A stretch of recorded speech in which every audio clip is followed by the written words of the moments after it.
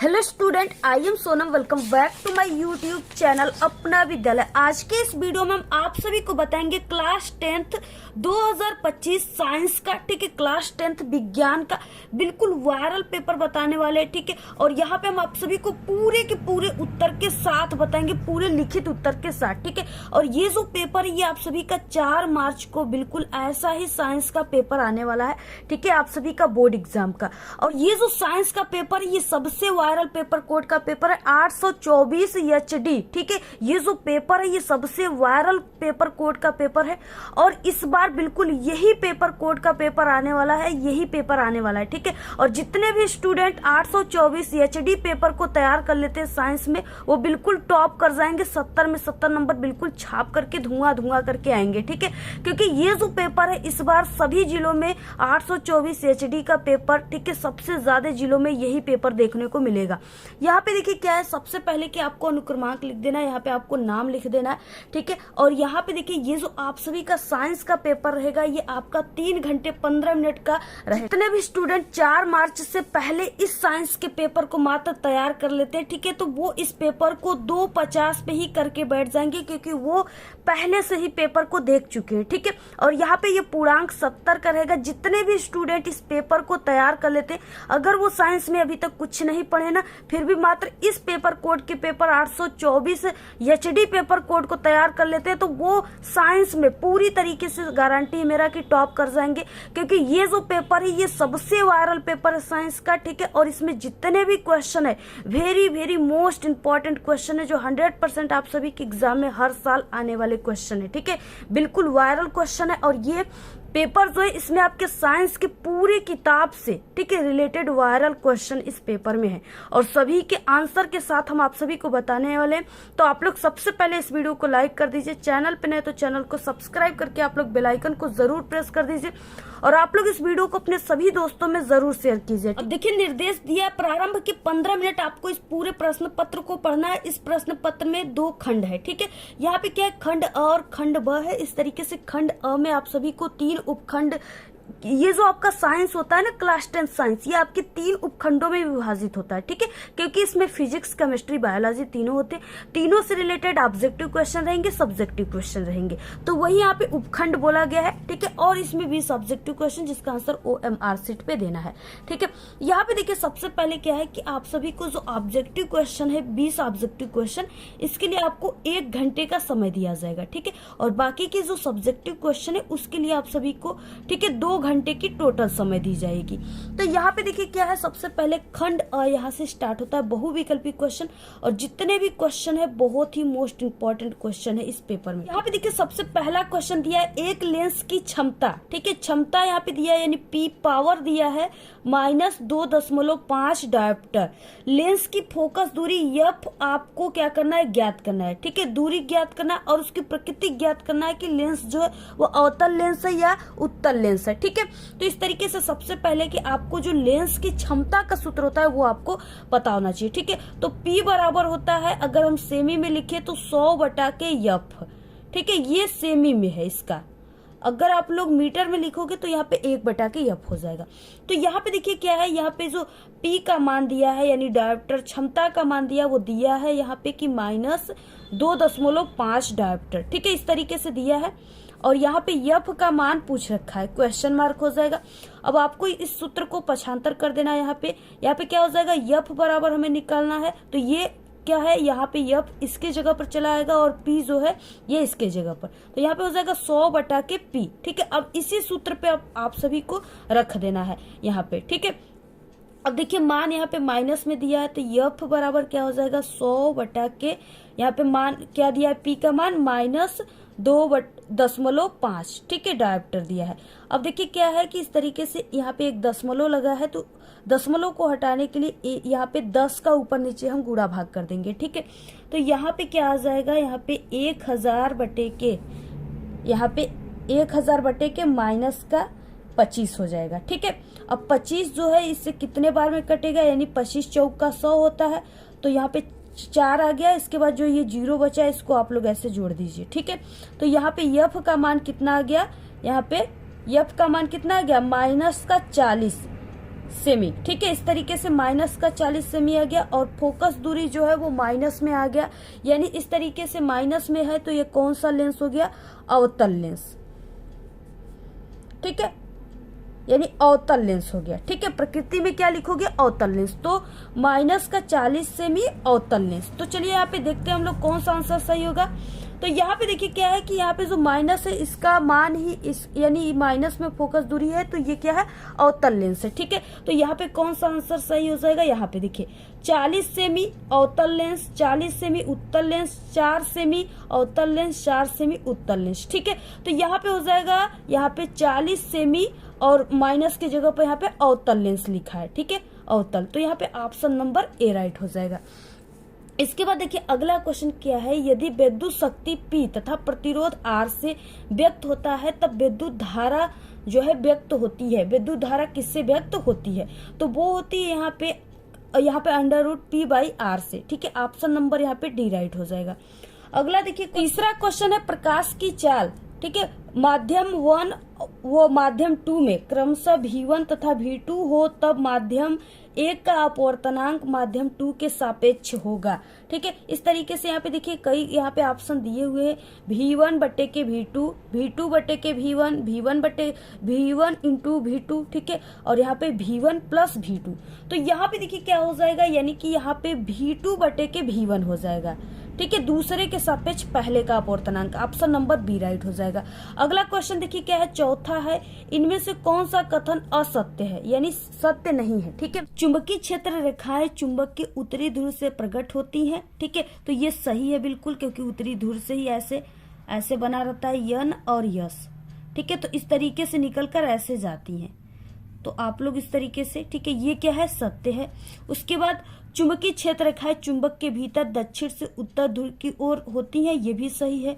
ठीक है, अगला क्वेश्चन है, चुंबकीय क्षेत्र रेखाएं जो है परस्पर एक दूसरे को प्रतिच्छेद करती है, ये बिल्कुल गलत है। ठीक है, क्योंकि चुंबकीय बल रेखाएं एक दूसरे को कभी भी जो है काटती नहीं है, अगर काटेंगी तो दो वहां पे चुंबकीय क्षेत्र होगा, जो कि असंभव है।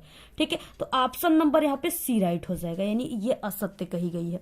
उसके बाद 5वां नंबर का क्वेश्चन है, इनमें से किस दर्पण का दृष्टि क्षेत्र अधिकतम होता है। ठीक है, किस दर्पण का होता है, उत्तल दर्पण, समतल दर्पण, अवतल दर्पण या उपयुक्त में से कोई नहीं।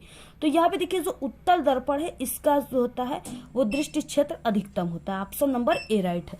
अगला क्वेश्चन है 6 नंबर का, R व 2R ओम के प्रतिरोधों को श्रेणी क्रम में जोड़ने पर कुल प्रतिरोध जो है वो R1 तथा समांतर क्रम में जोड़ने पर R2 हो तब क्या आएगा। ठीक है, तो अब यहाँ पे हो जाएगा R1 बटे के R2 बराबर 9 बटे के 2। ठीक है, ऑप्शन नंबर बी राइट हो। अगला क्वेश्चन है 7 धारावाही वृत्ताकार कुंडली में फेरों की संख्या n गुना बढ़ाने पर कुंडली के केंद्र पर चुंबकीय क्षेत्र क्या हो जाएगा।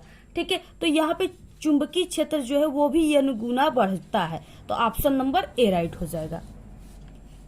अब यहां से देखिए उपखंड ख स्टार्ट होता है, यानी यहां से केमिस्ट्री से रिलेटेड क्वेश्चन स्टार्ट होते हैं। ठीक है, 8 नंबर का क्वेश्चन है CH3 CH2OH का IUPAC नाम क्या हो जाएगा। ठीक है, तो यहाँ पे देखिए ये जो है ना, ये इस तरीके से भी आप लोग लिख सकते हो इसको, ये जो सूत्र है ये एथेनॉल का सूत्र है। ठीक है, एथेनॉल, क्योंकि एक कार्बन की एक संख्या को मेथ कहते हैं और कार्बन के 2 संख्या को एथ कहते हैं। ठीक है, और इस तरीके से एथ में क्या जुड़ा है, OH समूह जुड़ा है, यानी इसे आल कहते हैं। ठीक है, तो यहाँ पे क्या हो जाएगा, एथेनॉल, तो ऑप्शन नंबर ए राइट हो जाएगा। इस तरीके से इसका जो यहाँ पे होगा। ठीक है, इसी को इस तरीके से भी लिख सकते हो आप लोग, यहाँ पे 1 2 कार्बन है तो इसको C2 लिख दीजिए, और यहाँ पे 3 हाइड्रोजन, 2 यहाँ पे 5, तो 3 2 5 C2H5 और OH अपने जगह पर है। ठीक है, वही चीजें लिखा गया। अगला क्वेश्चन देखिए यहाँ पे 9 है, निम्नलिखित में से कौन सी एक दहन अभिक्रिया है। ठीक है, इसमें से कौन सी जो है एक दहन अभिक्रिया है, तो देखिए इसमें से जो दहन अभिक्रिया है वो C है। ठीक है, यानी यहाँ पे क्या है, CH4 है प्लस यहाँ पे O2 है, ऑक्सीजन। ठीक है, और यहाँ पे रिएक्शन हो रहा है तो यहाँ पे CO2 गैस निकल रहे हैं और यहाँ पे H2O निकल रहा है और उष्मा एवं प्रकाश निकल रहे हैं। ठीक है, उष्मा और प्रकाश निकल रहा है, इसलिए ये दहन अभिक्रिया है। ऑप्शन नंबर सी राइट है। अगला क्वेश्चन है 10 कार्बनिक यौगिक अकार्बनिक यौगिक के तुलना में, ठीक है, क्या होता है, जल में अधिक घुलनशील होते हैं या इस तरीके से समानता जटिल नहीं होते हैं, वो इनका अणुभार कम होता है, जल में वे शीघ्र आयनित होते हैं यानी घुलनशील होते हैं, इनका क्वथनांक व गलनांक अपेक्षाकृत कम होता है। ठीक है, तो यहाँ पे देखिए इनका जो क्वथनांक है और गलनांक वो अपेक्षाकृत कम होता है। ठीक है, ऑप्शन डी राइट है। अगला 11 नंबर का क्वेश्चन, प्लास्टर ऑफ पेरिस का रासायनिक सूत्र, ये इंपॉर्टेंट क्वेश्चन है।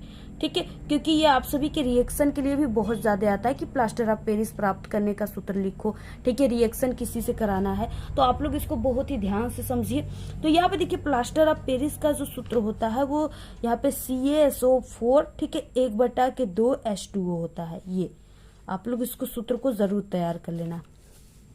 अगला है 12 नंबर का क्वेश्चन, शुद्ध जल का pH मान होता है। ये भी क्वेश्चन बहुत ही मोस्ट इंपॉर्टेंट क्वेश्चन है। ठीक है, तो शुद्ध जल का यानी शुद्ध जल का pH मान जो होता है वो 1 होता है, 7 या 0 या 14। तो देखिए जल जो होता है वो उदासीन होता है और इसका pH मान जो होता है वो 7 होता है। ऑप्शन नंबर बी राइट है।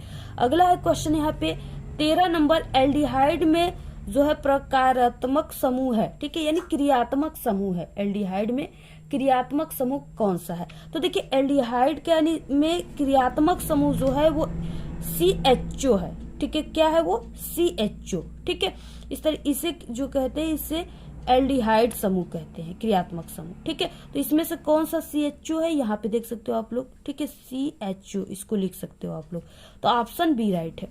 अगला है क्वेश्चन यहाँ पे देखिए उपखंड ग से स्टार्ट होता है, यहाँ से आपका बायोलॉजी के क्वेश्चन स्टार्ट हो रहे हैं। ठीक है, यहाँ पे 14 नंबर का क्वेश्चन क्या है, निम्नलिखित में से कौन सा उत्पादक है। ठीक है, चिड़िया, जंगली जानवर, पालतू जानवर या हरे पौधे। तो इसमें से देखिए जो उत्पादक है वो हरे पौधे हैं। हरे पौधे ही अपना भोजन स्वयं बनाते हैं, बाकी चीजें तो इन्हीं हरे पौधे को ही खाते हैं। ठीक है, देखिए 15 नंबर का क्वेश्चन, मटर के लंबे पौधे यानी कैपिटल टीटी और बौने पौधे स्मॉल टीटी के मध्य क्रॉस कराने पर प्रथम जो संतति पीढ़ी मिलेंगे वो किस तरीके से मिलेंगे, सभी लंबे मिलेंगे पौधे या सभी बौने पौधे मिलेंगे या आधे लंबे आधे बौने मिलेंगे या 3/4 लंबे और 1/4 बौने मिलेंगे।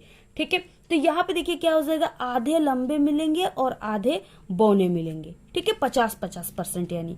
अगला क्वेश्चन है यहाँ पे देखिए 16 नंबर का, निम्नलिखित में से कौन सा जोड़ा प्रकाश संश्लेषण की अभिक्रिया में प्रयोग किया जाता है। ठीक है, कार्बन डाइऑक्साइड एवं ऑक्सीजन, जल एवं ऑक्सीजन, जल एवं कार्बन डाइऑक्साइड और नाइट्रोजन। ठीक है, तो यहाँ पे देखिए कौन सा यूज किया जाता है, तो जल भी किया जाता है यानी H2O और प्लस यहाँ पे कार्बन डाइऑक्साइड यानी CO2 का भी यूज किया जाता है। तो ऑप्शन नंबर सी राइट हो जाएगा। ठीक है, अगला क्वेश्चन देखिए 17 सामान्य एक लिंगी नर पुष्प में नहीं पाया जाता है। क्या नहीं पाया जाता है, बादल, पंखुड़ी, पुंकेसर या वर्तिकाग्य। ठीक है, तो यहाँ पे देखिए वर्तिकाग्य इसमें नहीं पाया जाता है क्योंकि वर्तिकाग्य जो है वो मादा में पाए जाते हैं जिससे फर्टिलाइजेशन की अभिक्रिया होती है। इसके बाद देखिए अगला क्वेश्चन है 18, इंसुलिन स्रावित होता है। इंसुलिन जो है वो कहाँ से स्रावित होता है, तो वो अग्नाशय द्वारा स्रावित होता है। ऑप्शन नंबर बी राइट है।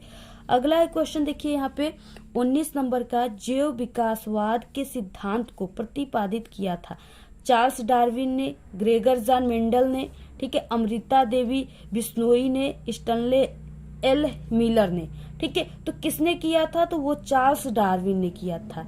ठीक है, ऑप्शन नंबर ए राइट है। अगला क्वेश्चन 20 नंबर, पौधे में भोजन का स्थानांतरण होता है, किसके द्वारा होता है, देखिए भोजन का स्थानांतरण जो होता है वो फ्लोएम के द्वारा होता है। अगर यहाँ पे क्वेश्चन होता कि पौधे में जो भोजन लिखा है यहाँ पे जल होता है, ठीक है, कि जल का स्थानांतरण होता है तो वो जाइलम के द्वारा होता है। ठीक है, तो इस तरीके से आप लोग इन दोनों से रिलेटेड क्वेश्चन आते हैं तो आप लोग इसको तैयार कर लीजिएगा।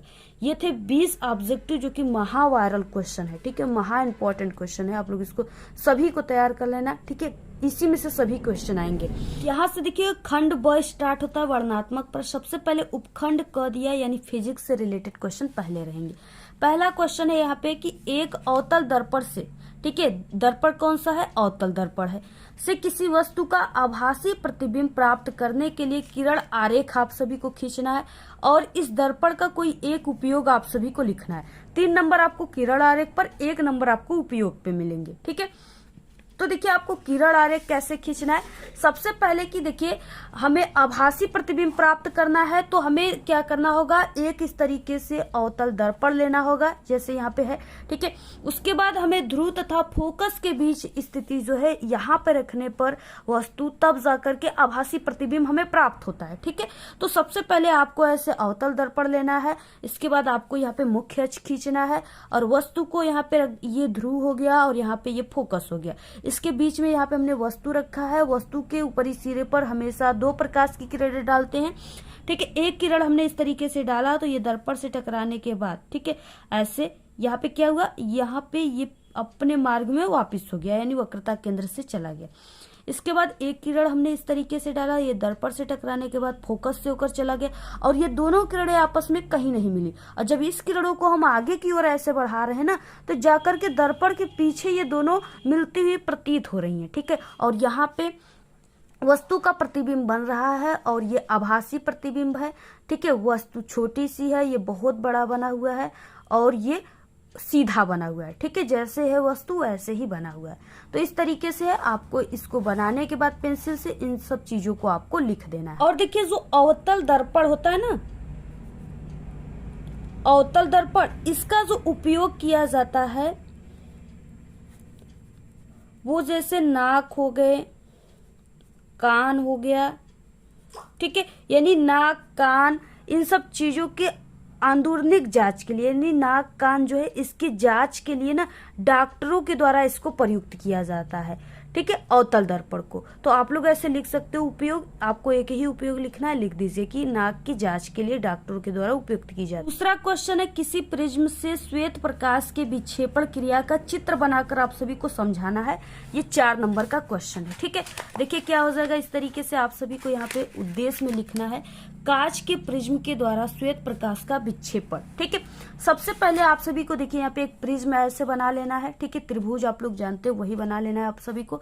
और इसमें क्या है कि इस तरीके से हमने पहले ऐसे विरल माध्यम से क्या किया, एक श्वेत प्रकाश की किरणें डाला जब ये पड़ा प्रिज्म पर, ठीक है। तो प्रिज्म पे पड़ने के बाद यहाँ से विरल से सघन माध्यम में आ गया, तो ये विलंब इस तरीके से इसके तरफ ये झुक गया और झुकने के बाद, ठीक है, ये प्रिज्म से 7 रंगों में विभक्त हो गया, ठीक है। जब फिर से विरल माध्यम में निकल रहा है तो यहाँ पे एक पर्दा हमने लिया और इस पर्दे पर जब हमने देखा तो इसमें 7 रंग दिखे, ठीक है। 7 रंगों का यहाँ पे वर्णक्रम दिखा, क्या है, लाल, नारंगी, पीला, हरा, आसमानी, नीला और बैगनी, ठीक है। इस तरीके से यहाँ पे दिखा, बहुत ही ये इंपॉर्टेंट है, पेपर में आएगा, आप लोग इसको ऐसे ही बनाइएगा। अब देखिए जो चीजें हमने बताया उसी को अब आपको लिखना है। आवश्यक सामग्री क्या है, गत्ते की सीट एवं प्रिज्म, यानी ये जो है ये गत्ते का सीट है, ठीक है। और एक प्रिज्म ले लेंगे हम लोग। उसके बाद देखिए लेने के बाद क्रिया विधि क्या हो जाएगी इसकी, गत्ते की एक मोटी सीट लेकर इसके मध्य में एक छोटा जो है छिद्र या एक पतली झिर्री बनाएंगे, ठीक है, तथा पतली झिर्री पर सूर्य का प्रकाश पड़ने दीजिए। इसके द्वारा श्वेत प्रकाश का एक पतला किरण पुंज प्राप्त होगा। यानी यहाँ से ऐसे गत्ते ले लो, उसमें एक छिद्र कर दो, ठीक है। वहां से जब आप लोग ऐसे प्रकाश किरण डालोगे ना तो इसमें एक लाइन की नुमा ऐसे निकलेगी। जब ये यहाँ पे गई तो ये रंगों में विभक्त हो गई, ठीक है। अब यही चीजें है, यहाँ पे पतला किरण पुंज प्राप्त होगा आपको। अब दूसरे में क्या होगा, अब प्रिज्म लेकर चित्र में दिखाई गई स्थितियों के अनुसार झिर्री से प्रकाश को इसके एक फलक पर डालिए, ठीक है। इस तरीके से डाला गया है। अब फिर इसके बाद तीसरा क्या है, प्रिज्म को धीरे धीरे इस प्रकार आप सभी को घुमाना है, इससे निकलने वाला प्रकाश पास रखे पर्दे, ये जो पर्दा है ना, पास रखे पर्दे पर दिखाई देने लगे। प्रेक्षण में निष्कर्ष जो हो जाएगा वो प्रिज्म के द्वारा विभिन्न वर्गों का क्रम, बैंगनी यानी वर्णों का क्रम, रंगों का क्रम, ठीक है, बैंगनी, जामुनी, नीला, हरा, पीला, नारंगी तथा लाल प्राप्त होता है। प्रकाश के अवयवी वर्गों की इस बैंड को स्पेक्ट्रम कहते हैं। प्रकाश के अपने अवयवी वर्गों में विभाजन को वर्ण विक्षेपण कहते हैं, ठीक है। यही चीजें है, आपको ऐसे ही लिखना है पूरा, ऐसे आपको डायग्राम बना करके। तो आप लोग पूरा स्क्रीनशॉट ले लो। अगला है तीसरा क्वेश्चन, ओम का नियम क्या है, विद्युत परिपथ की सहायता से नियम के सत्यापन को समझाना है, ठीक है। ये 4 नंबर का क्वेश्चन है। अब देखिए क्या हो जाएगा यहाँ पे, ओम का नियम सबसे पहले किसे कहते, इस नियम के अनुसार यदि किसी चालक की भौतिक अवस्थाएं लंबाई, ताप, दाब आदि अपवर्तित रहे यानी परिवर्तित न हो, ठीक है, तो उसके सिरों के बीच उत्पन्न जो विभवांतर भी है उसमें प्रवाहित धारा I के अनुक्रमानुपाती है, ठीक है, यानी V प्रोपोर्शनल टू I। इस तरीके से यदि चालक के सिरों के बीच विभवांतर V तथा प्रवाहित धारा I हो तो V प्रोपोर्शनल I, और यहाँ पे V बराबर क्या हो जाएगा, यहाँ पे हमें V बराबर I इंटू R प्राप्त हो गया, जहाँ पे कैपिटल R जो है वो चालक का प्रतिरोध है। अब आप सभी को इस तरीके से ये जो परिपथ है ना, इसी को आपको बनाने के लिए बोला गया, ठीक है। तो ऐसे आप सभी को परिपथ बना लेना है और यहाँ पे व्याख्या हो जाएगा। इस नियम की व्याख्या के लिए वैद्युत परिपथ चित्र में प्रदर्शित की गई है, ठीक है। चित्र में हम सेल को प्रतिरोध तार से जोड़ते हैं। सबसे पहले यहाँ पे देखिए इस तरीके से ये सेल है ना, इसको प्रतिरोध तार से जोड़ा गया है, ऐसे यहाँ पे प्रतिरोध तार है, इससे जोड़ा गया है, ठीक है, ऐसे प्रतिरोध तार है ना, यहाँ पे जोड़ा गया है। और इसमें बहने वाली धारा I को अमीटर से मापते हैं। यहाँ पे देखिए धारा I इसमें बह रही है, जब ऐसे जोड़ा गया है इसमें धारा I बहने लगी, ठीक है। अब इसको यहाँ पे एक एमीटर लगा दी जिससे हम लोग धारा को मापेंगे तथा धारा नियंत्रक की सहायता से परिपथ में बहने वाली धारा को नियंत्रित करते हैं। प्रतिरोध तार के सिरों के बीच विभवांतर मापने के लिए इसके सिरों के बीच एक जो है वोल्ट मीटर लगाते हैं। क्या लगाते हैं यहाँ पे, वोल्ट मीटर, विभवांतर नापने के लिए, ठीक है। और कुंजी को बंद करके परिपथ में धारा I प्रवाहित करते तथा परिपथ में धारा I का मान अमीटर से तथा विभवांतर का मान वोल्ट मीटर V की सहायता से माप लेते हैं। V के विभिन्न मानों के लिए धारा I के बीच ग्राफ खींचते हैं। यह ग्राफ एक सीधी रेखा प्राप्त होती है जो कि ओम के नियम की पुष्टि करती है, ठीक है। और उसके बाद क्या हो जाएगा, किसी चालक का प्रतिरोध निम्न कारकों पर निर्भर करता है। चालक की लंबाई के अनुक्रमानुपाती R प्रोपोर्शनल टू L, ठीक है। चालक के अनुप्रस्थ काट के क्षेत्रफल के व्युत्क्रमानुपाती, यहाँ पे R प्रोपोर्शनल 1/A, ठीक है, यानी व्युत्क्रमानुपाती। चालक के ताप के अनुक्रमानुपाती होता है और यहाँ पे चालक के पदार्थों पर निर्भर करता है। तो यही चीजें आप लोग पूरा स्क्रीनशॉट ले लो और ये आपको ग्राफ बना लेना है। अगला क्वेश्चन देखिए, चौथा, स्वस्थ आंख के लिए जो दूर बिंदु है वो कितनी दूरी पर होता है। निकट दृष्टि दोष के कारण एक व्यक्ति अधिकतम 2 मीटर की दूरी तक देख सकता है। सही दृष्टि के लिए उसे किस क्षमता का लेंस प्रयोग करना चाहिए। आवश्यक किरण आरेख खींचना है आप सभी को। 4 नंबर का क्वेश्चन। तो देखिए स्वस्थ आंख के लिए जो दूर बिंदु होती है, ठीक है, उसका मान यानी अनंत होता है, इनफाइनाइट होता है, ठीक है, अनंत होता है। उसके बाद देखिए क्वेश्चन है इसमें कि निकट दृष्टि दोष के कारण एक व्यक्ति जो है अधिकतम 2 मीटर की दूरी तक देख सकता है। सही दृष्टि के लिए उसे किस क्षमता का लेंस प्रयोग करना चाहिए, ठीक है। तो यहाँ पे देखिए क्या है, सबसे पहले कि यहाँ पे जो ये दिया हुआ है 2 मीटर की दूरी, यानी वो 2 मीटर की दूरी पर देख रहा है, ठीक है, यानी प्रतिबिंब की दूरी जो है वो दिया हुआ है, प्रतिबिंब भी की दूरी जो है दिया हुआ है और वो 2 मीटर की दूरी यानी -2 मीटर। दूर दृष्टि दोष है तो यहाँ पे माइनस में होगा, ठीक है, मान माइनस में होगा। निकट बिंदु जो है वो 2 मीटर दिया हुआ है। इसके बाद देखिए यहाँ पे क्या है कि अब क्षमता जो है ज्ञात करना है, ठीक है। निकट दृष्टि दोष के कारण एक व्यक्ति अधिकतम 2 मीटर के दूरी पर देख रहा है, ठीक है, देख सकता है। अब यहाँ पे निकट दृष्टि दोष है, इसके लिए यानी वो अधिकतम 2 मीटर के लिए जब देख रहा है तो क्या है कि वस्तु जो है यानी यू की दूरी जो हो जाएगी, ठीक है, वो माइनस इनफाइनाइट होगी। यानी कोई हम मान लेते हैं कि कोई वस्तु जो है इस तरीके से वस्तु जो है वो इनफाइनाइट पे रखी गई, कोई वस्तु अनंत पे रखी गई है और इस तरीके से 2 मीटर की दूरी पर जो है वो व्यक्ति जो है देख रहा है, ठीक है। तो ये 2 मीटर की दूरी पर वो देख रहा है तो ये क्या हो गया, ये प्रतिबिंब की दूरी हो गई, ठीक है, क्योंकि वो प्रतिबिंब को 2 मीटर की दूरी पर देख रहा है, वस्तु इनफाइनाइट पे रखी गई है। अब देखिए वस्तु इनफाइनाइट यानी यहाँ पे u की मान आप सभी को यहाँ पे इनफाइनाइट यहाँ पे रखा गया है, ठीक है, u की मान इनफाइनाइट रहेगी। तो अब आप सभी को क्या करना है, यहाँ पे लेंस के सूत्र से 1/f बराबर 1/v माइनस 1/u, ठीक है, ये लेंस की सूत्र हो गई। अब आप सभी को यहाँ पे रख देना है 1/f का मान हमें ज्ञात करना है, 1/v का मान यहाँ पे दिया हुआ है, यहाँ पे v का मान कितना है, यहाँ पे -2 है, ठीक है, और यहाँ पे माइनस यहाँ पे रख देंगे हम लोग -1/के इनफाइनाइट अनंत, ठीक है, इसका मान। तो यहाँ से हमारा f बराबर जो आ जाएगा वो माइनस का यहाँ पे 2 मीटर आ जाएगा, ठीक है, माइनस का यहाँ पे 2 मीटर आ जाएगा इस तरीके से। अब देखिए यहाँ पे लेंस के सूत्र P बराबर होता है 1/F। अगर मीटर में हम लोग ज्ञात करेंगे तो 1/F, अगर सेमी में ज्ञात करेंगे तो 100/F आ जाएगा। ठीक है, तो यहाँ पे क्या है, इस तरीके से हम लोग अगर सेमी में इस तरीके से ज्ञात करेंगे तो P बराबर हो जाएगा 100/, इसका मान कितना है यहाँ पे -2 है। ठीक है, तो -2 हो जाएगा। तो अब जब इससे ये कट जाएगा तो ये क्या आ जाएगा यहाँ पे, तो P बराबर यहाँ से हो जाएगा, यानी ये 5 बार में कटेगा तो -50। ठीक है, -50 डायोप्टर आ जाएगा इसका मान। अगर यही आप सभी लोग मीटर में निकालोगे तो P बराबर हो जाएगा 1/F। ठीक है, इसमें अब आपको रख देना है P बराबर 1/-2। ठीक है, अब जब इसका हम लोग निकालेंगे तो यहाँ पे 0.5 माइनस 0.5 डायोप्टर। ठीक है, इस तरीके से आ जाएगा मान।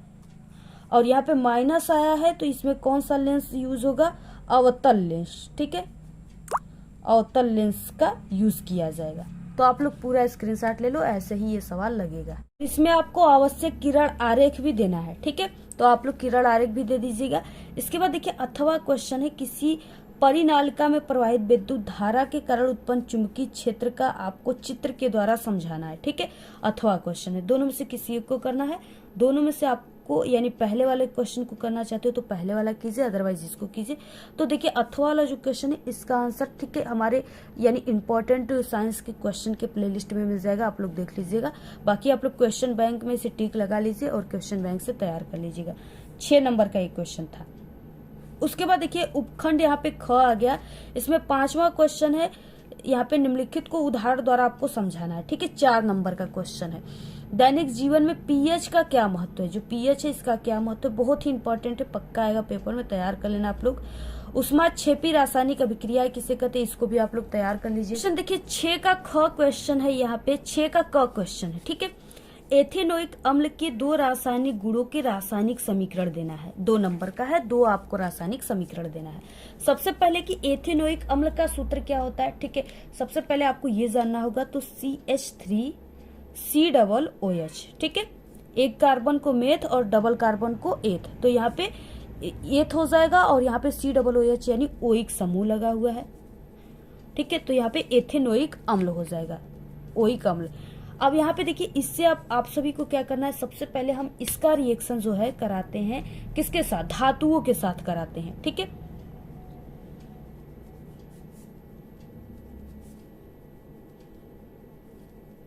यानी जब हम क्या करते हैं, एथेनोइक अम्ल का अभिक्रिया धातुओं के साथ कराते हैं तब हमें क्या प्राप्त होता है। ठीक है, तो यहाँ पे हम ले लेते हैं CH3 हो गया, COOH यानी एथेनोइक का हमें कराना है किसके साथ, धातुओं के साथ। तो एक हम धातु ले लेते हैं यहाँ पे सोडियम। ठीक है, जब इसके साथ हम ऐसे रिएक्शन कराते हैं तो यहाँ पे हमें क्या प्राप्त होता है, CH3COO। ठीक है, CH3COO और यहाँ पे क्या प्राप्त होता है, Na।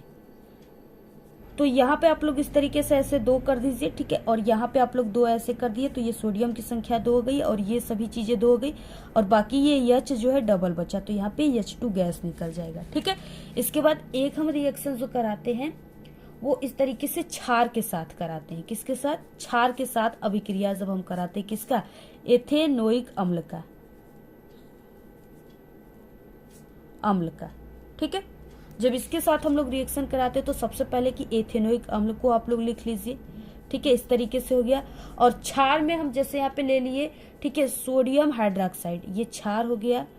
और जब इसके साथ हम रिएक्शन कराएंगे तो यहाँ पे CH3COO, ठीक है, Na। तो इसके बाद सोडियम एथॉक्साइड के बाद क्या प्राप्त होगा हमें, तो यहाँ पे H प्राप्त हो गया इस तरीके से, देखिए ऐसे। ठीक है, तो यहाँ पे H डबल है तो इसको H आप लोग 2 लिख सकते हो और O, यहाँ पे हमें जल प्राप्त हो गया। ठीक है, यहाँ पे CH3COO और यहाँ पे H2O जल प्राप्त हो गया। तो ये 2 ही रासायनिक अभिक्रिया आप सभी को देना है, आप लोग पूरा स्क्रीनशॉट ले लो, ऐसे ही आप सभी को लिख देना है। अगला ख क्वेश्चन, 6 का ख क्वेश्चन क्या हो जाएगा, बेकिंग सोडा से आपको धोने का सोडा यानी धावन सोडा, ठीक है, वॉशिंग सोडा जिसे कहते हैं, बेकिंग सोडा से आपको धावन सोडा निम्नलिखित को कैसे प्राप्त करना है, आपको रासायनिक समीकरण सिर्फ देना है।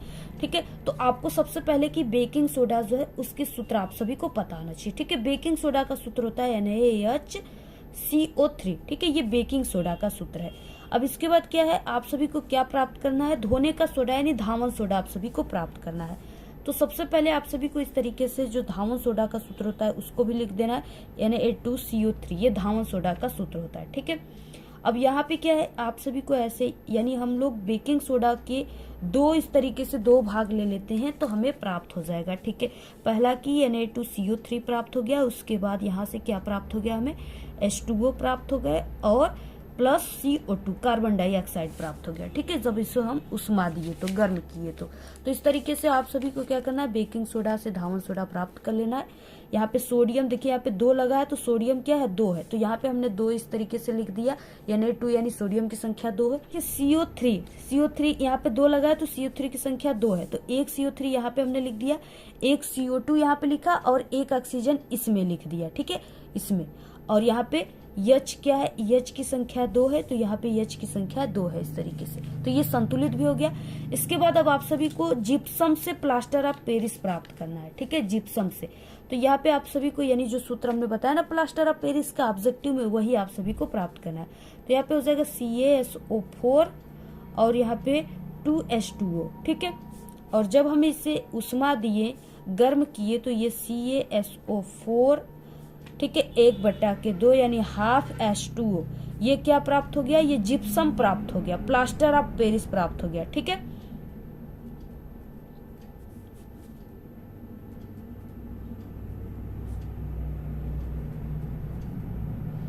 प्लास्टर ऑफ पेरिस प्राप्त हो गया और प्लस 1/, यहाँ पे 1/2 H2O प्राप्त हो गया। ठीक है, तो इस तरीके से आपको यही दोनों रासायनिक समीकरण देना है। आप लोग इसको स्क्रीनशॉट ले लीजिए, बहुत इंपॉर्टेंट है, ये पेपर में पक्का आएगा। ठीक है, इसके बाद ये 2 नंबर में था। अगला क्वेश्चन देखिए, यहाँ पे 7वां है, निम्नलिखित की व्याख्या आप सभी को करना है। ठीक है, साबुन की निर्मल अभिक्रिया आप सभी को यहाँ पे दिखाना है। ठीक है, उसके बाद निस्तापन तथा भर्जन दिखाना है, धातु की सक्रियता श्रेणी किसे कहते हैं ये दिखाना। ये तीनों जो है इंपॉर्टेंट क्वेश्चन में हमने बताया हुआ है, आप लोग सर्च करोगे भर्जन किसे कहते हैं, अपना विद्यालय हमारे चैनल का नाम है तो वहाँ पे आ जाएगा। ठीक है, निस्तापन किसे कहते हैं, अपना विद्यालय, तो वो भी आ जाएगा। तो जो भी आपको टॉपिक चाहिए उस टॉपिक का नाम और हमारे चैनल का नाम अपना विद्यालय, आप लोग नाम लेकर सर्च करोगे, हमारे चैनल पे वीडियो आ जाएगी यूट्यूब पर। ठीक है, आप लोग देख लीजिए आराम से। और क्या है कि अगर आप लोग साइंस में कमजोर हो, बिना पढ़े बिना याद के पास होना चाहते हो, तो हमारे चैनल पे साइंस में पास होने की 100% गारंटी वाली बिल्कुल ओरिजिनल वीडियो अपलोड है। ठीक है, आप लोग उस ट्रिक को जरूर देख लीजिएगा। इस वीडियो के लास्ट में हम प्लेलिस्ट लगा देंगे, सभी विषय में पास होने की ट्रिक आपको उसी जगह मिल जाएगी, वहां से आप लोग देख लीजिएगा। ठीक है, वीडियो को बिना स्किप किए देखिए, कहीं पर भी वो आपको ट्रिक मिल जाएगी। अदरवाइज आप लोग यूट्यूब पर सर्च करके यानी साइंस में पास होने का ट्रिक और हमारे चैनल का नाम अपना विद्यालय लेकर सर्च करोगे तो आ जाएगा यूट्यूब पर हमारी वीडियो। ठीक है, अथवा क्वेश्चन है यहाँ पे, यानी आप लोग इसको कीजिए या अथवा नंबर का जो है उसको कीजिए। संकलन अभिक्रिया को उदाहरण द्वारा समझाना है, 2 नंबर का है। ठीक है, इसके बाद यहाँ पे एथेनॉल और ब्यूट-टू-इन यौगिक के संरचना सूत्र आप सभी को लिखना। तो सबसे पहले देखिए एथेनॉल दिया, इसका आपको क्या करना, संरचना सूत्र लिखना है। ठीक है, तो एथेनॉल का सूत्र होता है CH3। ठीक है, और यहाँ पे हो जाएगा CHO, ये क्या है HCHO। ठीक है, ये एथेनॉल का सूत्र हो गया। अब यहाँ पे इसका संरचना आप सभी को बनाना है, तो यहाँ पे हो जाएगा CH3 और यहाँ पे एकल बांध C और इससे OH जुड़ जाएगा। ठीक है, O जुड़ जाएगा, सिर्फ O डबल बांध से, और यहाँ पे एक H जुड़ जाएगा, तो यहाँ पे CH3CHO। ठीक है, तो इस तरीके से ये हो गया एथेनॉल का 1 कार्बन 2 कार्बन। ठीक है, और यहाँ पे CHO समूह जुड़ा हुआ है, तो ये नल समूह जुड़ा है, तो एथ नल यानी एथेनॉल हो गया। ठीक है, तो इस तरीके से हो गया। और उसके बाद एक है ब्यूट-टू-इन, तो आप सभी को देखिए 1 कार्बन को मेथेन कहते हैं। ठीक है, मेथ कहते हैं 1 कार्बन को, 2 कार्बन को कहते हैं एथेन एथ, 3 कार्बन को कहते हैं प्रोप और 4 कार्बन को कहते हैं ब्यूट। ठीक है, 4 कार्बन को ब्यूट कहते हैं। अब यहाँ पे आपको क्या करना है, 4 कार्बन लेना है, 1 कार्बन 2 कार्बन 3 कार्बन 4, क्योंकि हमें किसका बनाना है, यहाँ पे ब्यूट-टू-इन का बनाना है संरचना सूत्र। अब देखिए आप सभी को क्या करना है, यहाँ से 1 कार्बन को आप लोग ऐसे जोड़ दीजिए और 1 कार्बन यहाँ पे 2 3 4। ठीक है, तो यहाँ पे देखिए 1 कार्बन यहाँ पे है और यहाँ पे क्या करना है, आप सभी को दूसरे नंबर के कार्बन पे आपको डबल बॉन्ड लगाना है, बाकी में सभी में एकल बॉन्ड लगाकर आपको इसको क्या करना है, ऐसे ऐसे कार्बन को जोड़ देना है। ठीक है, सभी में आपको ऐसे कार्बन की संख्या को क्या करना है, जोड़ देना है। इस तरीके से ये बनकर तैयार हो गया। और यहाँ पे देखिए 1 और 2 कार्बन पे क्या है, डबल बॉन्ड है, और यानी इसे इन कहते हैं। ठीक है, तो यहाँ पे हो गया 1 2 3 4, तो यहाँ पे हो गया मेथेन, एथेन, प्रोप, ब्यूट। ठीक है, तो यहाँ पे ब्यूट और 2 कार्बन पे क्या लगा है, यहाँ पे डबल बॉन्ड, तो 2 इन। ठीक है, तो यही है, आप लोग ऐसे ही बना लीजिएगा। यहाँ पे देखिए सबसे पहले सीनाबार से मरकरी प्राप्त करना है, तो सीनाबार जो है इसका सूत्र होता है HgS। ठीक है, ये क्या है, सीनेबार या सीनाबार का सूत्र है। अब इसे क्या प्राप्त करना है, मरकरी प्राप्त करना है, तो इसकी रिएक्शन हम किससे कराएंगे, O2 से करा देते हैं, ऑक्सीजन से। जब इसको हम गर्म करते हैं, ठीक है, तापन देते हैं, तो अब यहाँ पे प्राप्त होता है Hg और यहाँ से एक O। ठीक है, और प्लस यहाँ पे यस और ये मिलकर के बना लेते हैं SO2 गैस।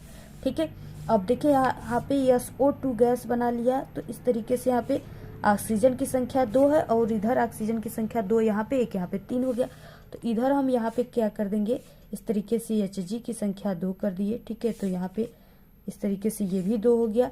अब यहाँ पे 2 यहाँ पे हो गया ऑक्सीजन और 2 यहाँ पे 4, और इधर सिर्फ यहाँ पे 2 है, तो यहाँ पे हमने 3 इस तरीके से किया और यहाँ पे भी ऐसे 2 कर दिया। ठीक है, क्योंकि यहाँ पे हम जब 2 किए तो यहाँ पे सल्फर की जो संख्या है वो क्या हो गया, 2 हो गया। तो इस तरीके से ये हमारा रासायनिक समीकरण जो है संतुलित भी है। अब क्या करेंगे हम, यहाँ पे जो HgO प्राप्त हुआ है, HgO प्राप्त हुआ है ना, इसका जब हम इससे तापन करते हैं, इसको उष्मा देते हैं, तो यहाँ से हमें क्या प्राप्त होता है, यहाँ से हमें मरकरी प्राप्त होता है और प्लस यहाँ पे O2 प्राप्त होता है। ठीक है, तो यहाँ पे मरकरी की संख्या जो है यहाँ पे 2 कर दीजिए, यहाँ पे भी 2 कर दीजिए, तभी यहाँ से ऑक्सीजन की संख्या 2 हो गई। ठीक है, तो इस तरीके से आप सभी को रिएक्शन देना है। आप लोग पूरा यहाँ पे स्क्रीनशॉट ले लीजिए। ये सीने बार का सूत्र है, इससे हमें मरकरी प्राप्त हुआ है। ठीक है, यहाँ पे क्या प्राप्त हुआ है, मरकरी, ये मरकरी है। देखिए यहाँ से क्वेश्चन उपखंड ग स्टार्ट होता है, जो इम्पोर्टेंट क्वेश्चन है सभी क्वेश्चन। यहाँ पे क्या 8वें का क है कि पादप में यानी पेड़ पौधे में जो जाइलम का कार्य होता है वो आप सभी को लिखना है, एक प्रमुख कार्य लिखना है। ठीक है, तो देखिए जो जाइलम का कार्य होता है ना, ये जल का संवहन करता है, या जल का वहन या जल का परिवहन आप लोग लिख सकते हो, या संवहन। ठीक है, जल का करता है। और यहाँ पे अगर फ्लोएम रहता ना तो वो किसका करता, वो भोजन का करता। तो ये जल और खनिज का क्या करता है, वहन या संवहन करता है। शरीर की किस अंग में कापटी स्थापित किया जाता है। ठीक है, तो वो गर्भाशय में किया जाता है। तो बस छोटी छोटी एक नंबर का है, आपको छोटी छोटी इसके आंसर को लिख देना है। उसके बाद मेंडल ने किस पौधे पर अपना प्रयोग किया था, तो वो मटर के पौधे पर किया था। ठीक है, तो यहाँ पे आपको मटर लिख देना है। इसके बाद समजात अंगों को उदाहरण देकर आपको समझाना है। तो देखिए समजात अंग यानी कि जो समान दिखने में समान रहे लेकिन उसका कार्य अलग अलग हो। जैसे पक्षी होते हैं ना, पक्षी के पंख तथा घोड़े के अग्रपाद, यानी जो पक्षी का पंख होता है वो उड़ने के लिए होता है और जो घोड़े का आगे वाले 2 पैर होते हैं वो उसके दौड़ने के लिए होते हैं। ठीक है, चारों उसके पैर दौड़ने के लिए होता है, लेकिन इस पे यहाँ पे सिर्फ 2 पैरों की कंपेयर की जा रही है।